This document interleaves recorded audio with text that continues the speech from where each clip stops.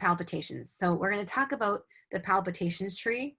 And we're talking about this because this is what we do when you send us someone with palpitations. We're going to basically look and deep dive and consider all the things.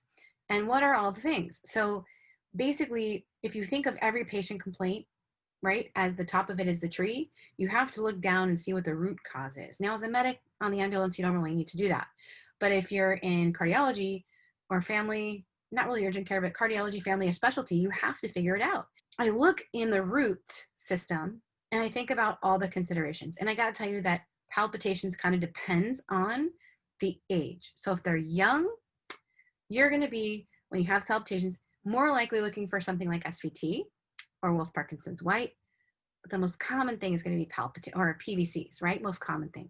And that's usually like, excessive caffeine intake, but also sleep apnea is something that we don't think about a lot, but we should. Here's a common scenario.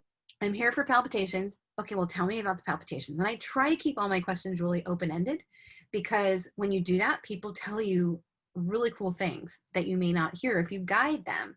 So he's like, well, I feel them only at night. And I said, okay, let's drill down that. When at night? Because people who lay down and feel palpitations when they lay down, it's usually like the whole day is kind of weighing on them as they're trying to fall asleep. It's quiet. There's no buzzing in the house, right? And they have time to focus on the stress of life. So it's usually palpitations, if that's the case, okay? But this guy said, the palpitations wake me up from sleep.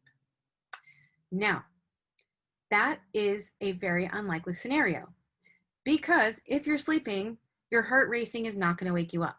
How do I know this? Because I've done Holter monitors on many people and they haven't woken up when their heart is racing. I've caught it on the monitor. They don't wake up. Some people do. It's rare. What's most likely waking this guy up is that he has sleep apnea. He doesn't know it.